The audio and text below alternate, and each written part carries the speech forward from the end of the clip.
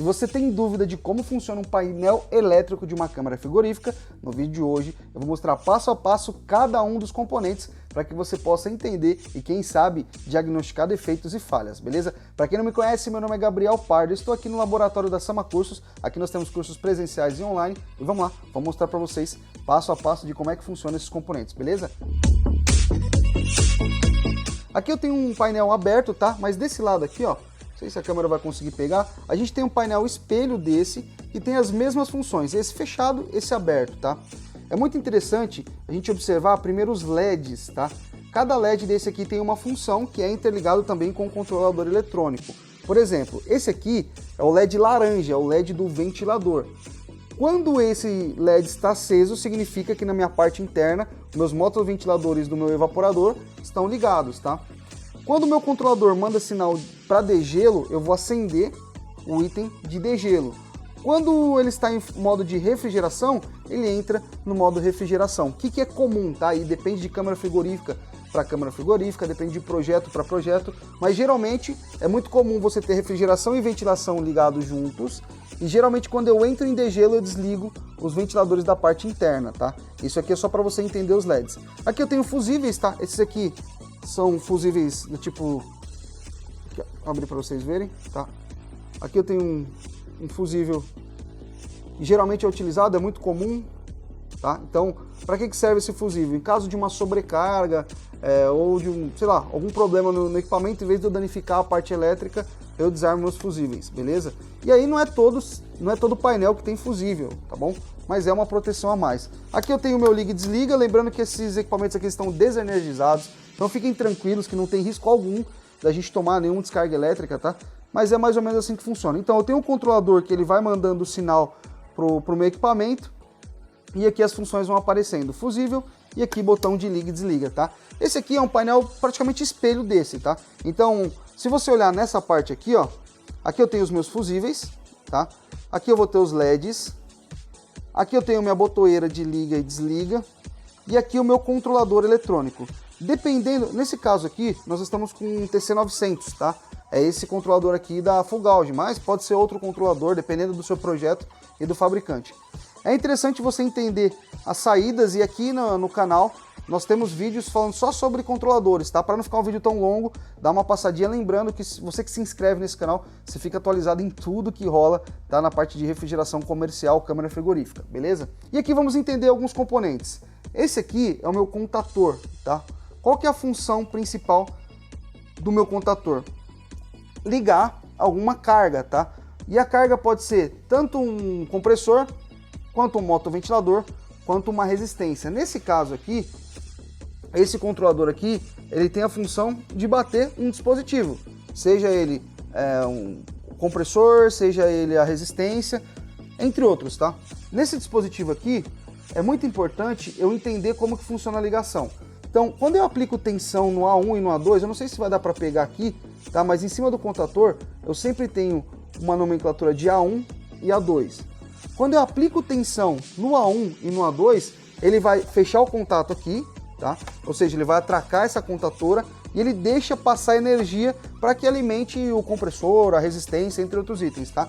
Então, geralmente ou eu tenho o controlador eletrônico que vai mandar tensão para cá, ou algum dispositivo como sei lá, um termostato mecânico, ou um dispositivo de pressão, um pressostato, que vai ligar esse equipamento aqui, fechou esse contator. Contator dentro, o equipamento entra em operação. Isso aqui é bem comum, é um disjuntor. E quais são as principais falhas que eu posso ter, tanto no contator quanto no disjuntor? Aqui eu tenho a linha de contatos, então o contato ele entra por aqui, na parte superior a tensão entra por aqui e sai na parte inferior. Esse é o padrão, é o comum de se acontecer. Se por acaso o meu contato internamente estiver com um problema e estiver rompido, automaticamente eu não tenho tensão na linha, não tenho tensão no equipamento e isso pode gerar falhas, tá? Então, tanto a contatora quanto o meu disjuntor, eles podem ocasionar esses defeitos com o tempo, tá? Pode acontecer sim. Uma coisa que tome muito cuidado, toda vez que você estiver armando um disjuntor, se por acaso ele estiver desarmando, é indício que eu tenho algum ponto de curto no meu sistema, tá? Às vezes eu tenho um disjuntor no meu comando, mas às vezes eu tenho dois. Pode ser que um disjuntor é só para ligar a parte de comando, né? Ou seja, para ligar o controlador, para ligar os acionamentos elétricos, e pode ser que eu tenha um disjuntor que a gente chama de disjuntor de potência, que é um disjuntor um pouco maior, que ele serve para alimentar principalmente as cargas mais altas, como compressor e entre outros itens, tá? Então pode acontecer sim, se por acaso o seu disjuntor estiver desarmando assim que você arma, pode ser um defeito no próprio disjuntor, ou pode ser um defeito específico no equipamento, alguma coisa que está em curto, ou seja um componente, algum fio decapado, alguma coisa assim, beleza? É sempre importante que a gente siga o padrão das normas brasileiras elétricas, tá? Pra gente não ter nenhum problema. Essa aqui é a base da elétrica. E se você olhar aqui, ó, não sei se a câmera vai conseguir enxergar, aqui eu tenho borneira, tá? E eu tenho lá 1, 2, 3 e 4. Só para vocês entenderem, todo comando elétrico, todo painel elétrico, ele vai vir acompanhado com umas borneiras elétricas. Então, por exemplo, no número 1 e número 2, tá vendo aqui, ó? Esses aqui, ó, são os contatos, os terminais que vão ligar o meu motoventilador, 1 e 2. 3 e 4 é o pressostato, tá vendo? Então, na borneira 3 e 4 é onde eu vou ligar o meu pressostato. O pressostato ele serve para, se por acaso tiver alguma falha de pressão, vamos supor que meu equipamento vaza o fluido, o famoso vazou o gás, tá? Vazou o fluido. A partir do momento que vaza esse fluido, eu tenho uma quantidade menor de fluido na linha, tenho uma pressão menor, e essa falta de fluido pode gerar quebra. Então, se eu tenho um pressostato, esse pressostato vai desligar a minha contatora e automaticamente o meu equipamento não funciona sem fluido, sem gás, beleza? Então, essa é a importância do pressostato. E o pressostato ele pode cortar tanto para baixa, tá? Que é aqui o 3 e 4, quanto o pressostato também pode cortar pela alta. Gabriel, o que pode ocasionar um corte por alta pressão? Por exemplo, vamos supor que o motoventilador da sua unidade externa, lá da condensadora, queima, beleza? O que vai acontecer? O meu motoventilador vai queimar, ele não vai trocar a temperatura lá no condensador, vai começar a subir temperatura e automaticamente subir pressão. Subir temperatura, subir pressão, vai chegar num ponto que ele vai desarmar e vai desligar o meu contator, o meu compressor e por aí vai, tá? Então por isso a importância da solenoide aqui no nosso sistema. O 5, não sei se a câmera vai pegar ali, ó. Borneira 5 e 6, nós estamos falando da solenoide. Qual que é a função da solenoide? Ela abre e fecha o fluxo de passagem de fluido, tá? Então aqui na borneira 5 e 6 é onde eu tenho conectado a minha solenoide do meu sistema de refrigeração. Então essa solenoide, quando ela corta a passagem de fluido, automaticamente eu começo a recolher esse fluido, tá? Ou seja, eu começo a diminuir a pressão de sucção do meu equipamento até ele desligar, tá?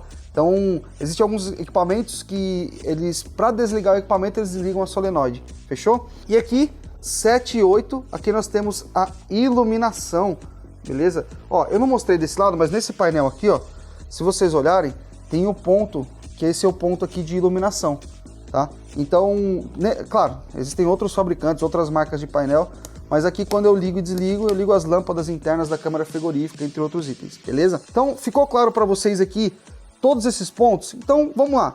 Dessa forma, entendendo cada um dos componentes, fica fácil eu localizar os meus problemas e principalmente localizar os diagnósticos de falha. Agora nós vamos fazer o seguinte, nós vamos para outra parte da elétrica da câmara frigorífica, que é onde fica lá na unidade externa, na condensadora. Bora lá?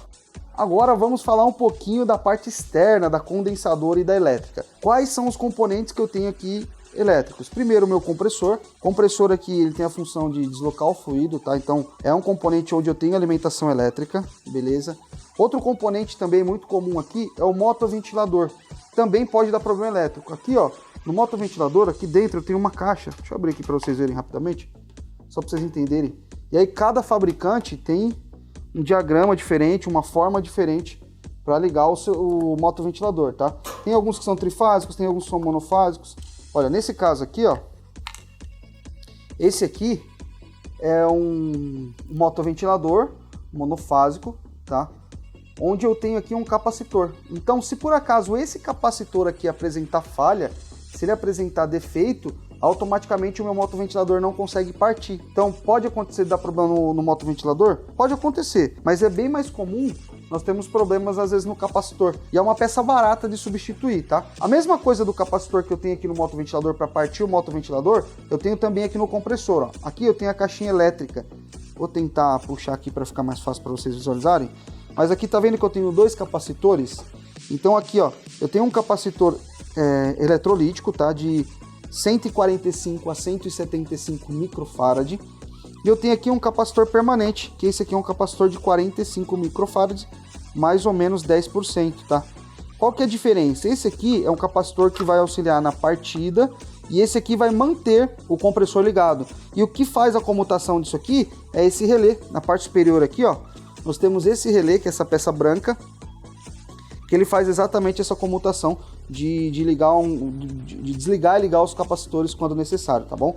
Então é o relé que faz a partida. Então se o meu compressor não está partindo, eu testei ele, não está queimado, pode ser os capacitores, um deles com problema, ou os dois, ou também pode ser o relé aqui com problema, beleza? Lembrando que no nosso treinamento online e no nosso treinamento presencial a gente explica passo a passo. Para não ficar um vídeo muito longo, a gente está resumindo, e aí nos outros vídeos aqui no canal a gente fala de detalhe por detalhe, fechou? Outro componente elétrico é esse aqui, é o famoso pressostato, tá? É o dispositivo de pressão que, se por acaso tiver um problema de alta ou baixa pressão, ele vai desligar, tá? Ele vai desligar lá o meu compressor, ele vai desligar meu contator, e automaticamente o meu sistema para. Existem pressostatos dele que só controlam alta pressão. Existem pressostatos que só controlam a baixa pressão. Nesse caso aqui, ó, ele controla tanto a alta quanto a baixa. Se você olhar, tá vendo esses tubos aqui, ó? Um sai da descarga vindo aqui e é conectado no equipamento. E o outro sai aqui da parte de sucção e também é conectado aqui no equipamento, tá? Então ele monitora a pressão de alta, a pressão de baixa, e se caso estiver fora do range, fora do parâmetro, ele desliga. E onde eu vejo os parâmetros? Os parâmetros estão aqui, ó. Então aqui eu faço o ajuste do meu pressostato, tanto na parte de alta pressão, quanto também na parte de alta pressão, tá? Então eu tenho o range e o diferencial de pressão, fechou? Olha, são esses aqui os principais componentes elétricos de uma câmara frigorífica. Então faz o seguinte, se inscreve aqui, deixa o like, porque nós vamos fazer outros vídeos explicando componente por componente os detalhes. Para você que quer estudar e quer fazer um curso do básico ou avançado, você consegue fazer aqui presencialmente nos nossos laboratórios, mexer nesses equipamentos, trabalhar com ele, tirar suas dúvidas, ou você que é de longe e gostaria de estar fazendo um treinamento online, nós temos também uma condição mega promocional para você. É só clicar aqui embaixo e vir conhecer os melhores cursos. Então na Sama Cursos você tem os melhores professores, os melhores cursos e os melhores laboratórios. Um forte abraço e até o próximo vídeo. Valeu!